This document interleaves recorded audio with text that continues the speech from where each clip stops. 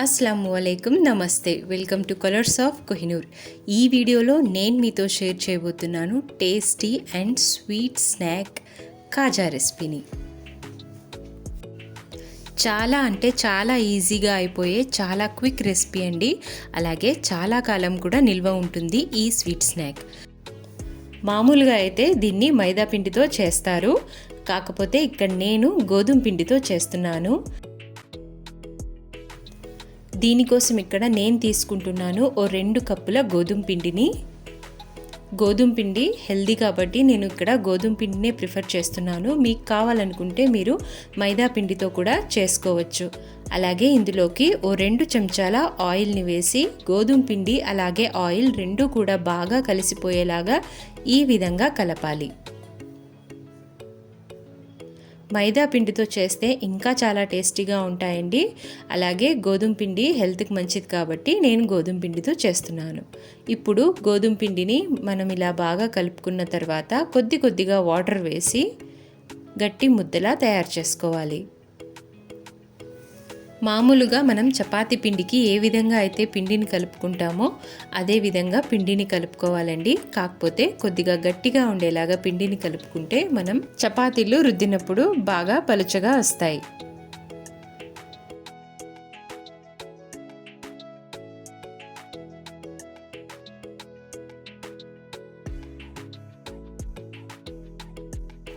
ఈ విధంగా సాఫ్ట్గా బాగా పిండిని కలుపుకున్న తర్వాత దీన్ని మూత పెట్టేసి ఒక 15 మినిట్స్ మనం పక్కన పెట్టేసుకోవాలి.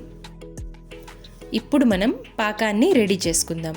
పాకం కోసం నేను ఇక్కడ 1 గ్లాస్ చక్కెరను తీసుకున్నాను, అలాగే 1 గ్లాస్ నీళ్ళని తీసుకున్నాను. ఈ రెండింటిని కూడా కలిపి మనం స్టవ్ మీద పెట్టేసుకుందాం. పాకం అనేది మరీ గట్టిగా కాకుండా అలాగే పలుచుగా కూడా కాకుండా జామున్ చేసేటప్పుడు మనం ఏ విధంగా అయితే పాకాన్ని రెడీ చేసుకుంటామో అదే విధంగా కొద్దిగా జిగటగా ఉండేలాగా పాకాన్ని మనం రెడీ చేసుకోవాలి. పాకం ఎక్కువ గట్టిగా కాకూడదు. ఇప్పుడు ఇంకొక బౌల్లో మనం 2 చెంచాల గోధుమ పిండిని తీసుకొని దానికి తగినంత నూనెని యాడ్ చేసుకుంటూ ఈ విధంగా కలుపుకోవాలండి. ఒక స్మూత్ పేస్ట్ లాగా మనం దీన్ని ప్రిపేర్ చేసుకోవాలి. ఇక్కడ నూనెకు బదులు మనం నెయ్యిని కూడా యూస్ చేసుకోవచ్చు. నెయ్యిని యూస్ చేస్తే మరింత ఫ్లేవరిష్గా చాలా టేస్టీగా మనకు కాజాలు అనేవి వస్తాయి.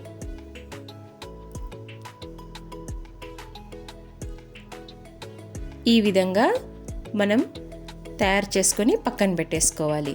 ఇప్పుడు నేను 15 మినిట్స్ తర్వాత బాగా నానిన ఈ గోధుమ పిండిని చిన్న చిన్న బాల్స్గా చేసుకొని చపాతీలుగా రుద్దుకుంటాను.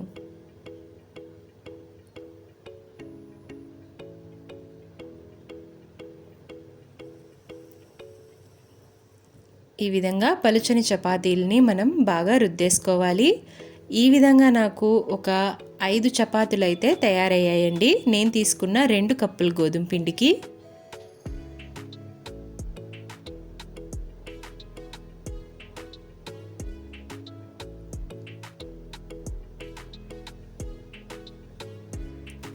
ఇప్పుడు ఒక్కొక్క చపాతీని తీసుకొని దీని మీద మనం నూనె ఇంకా గోధుమ పిండితో తయారు చేసుకున్న మిశ్రమాన్ని ఒక్కొక్క చపాతీ మీద ఈ విధంగా అన్ని వైపులా కూడా ఈవెన్గా స్ప్రెడ్ అయిపోయేలాగా మనం స్ప్రెడ్ చేసుకోవాలి.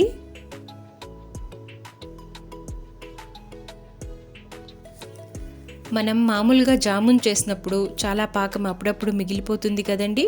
ఆ పాకంలో కూడా మనం ఈ విధంగా ఇంట్లో ఉన్న గోధుమ పిండితోనే ఈ విధంగా ఈజీగా కాజాలు అనేవి తయారు చేసుకోవచ్చు.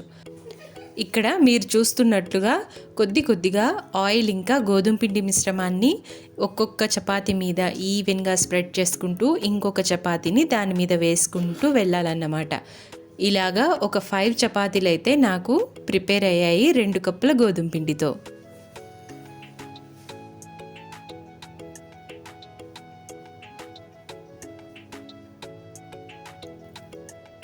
చపాతీల చివర్లను కూడా మనము ఈ మిశ్రమాన్ని బాగా స్ప్రెడ్ చేసుకోవాలండి. దీనివల్ల మనకు మంచి లేయర్స్ అయితే వస్తాయి.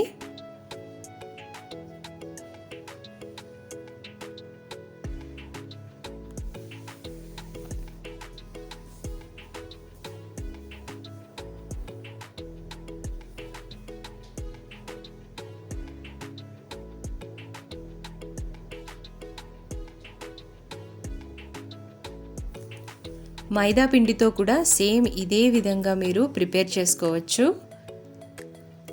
ఇప్పుడు ఇలాగా మొత్తం అన్నింటినీ కూడా రోల్ చేసుకుంటూ వెళ్ళాలి.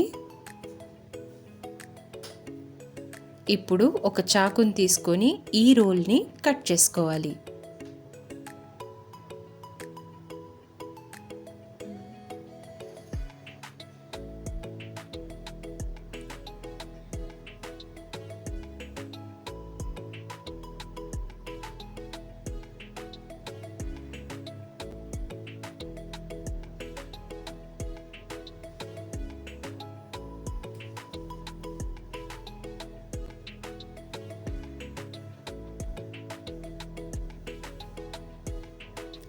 ఈ విధంగా ఒక్కొక్క రోల్ని తీసుకొని ఇలాగా ఒత్తుకోవాలండి.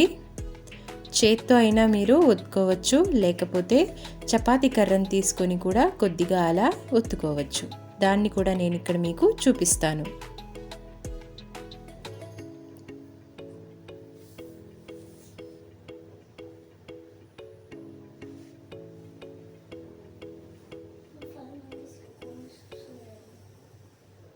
ఇలాగా చపాతీ కర్రతో మనం మెల్లగా వీటి మీద లైట్గా అలా రుద్దుకోవాలి. చూస్తున్నారు కదా ఎలాగైతే లేయర్స్ అనేవి బాగా ఫామ్ అయి ఉన్నాయో. ఆయిల్లో వేస్తే ఈ లేయర్స్ అనేవన్నీ కూడా ఇంకా నీట్గా వస్తాయన్నమాట.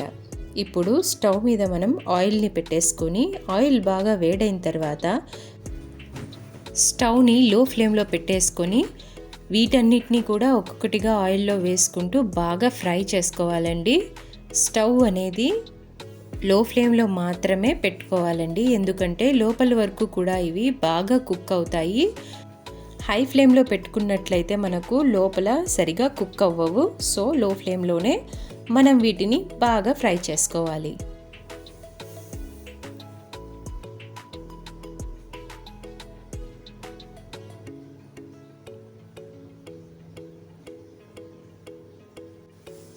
ఈ విధంగా మనకు మంచి గోల్డెన్ బ్రౌన్ కలర్ వచ్చిన తర్వాత వీటిని తీసేసి మనం ఈ పాకంలో వేసుకోవాలి. పాకం అనేది గోరువెచ్చగా ఉండాలండి.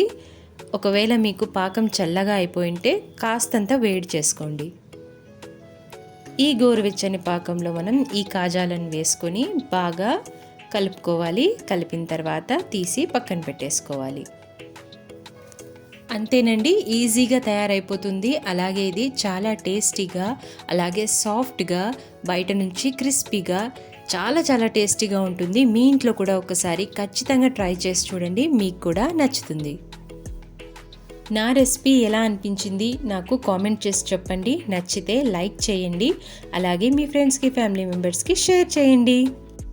నా ఛానల్ని సబ్స్క్రైబ్ చేసుకోండి.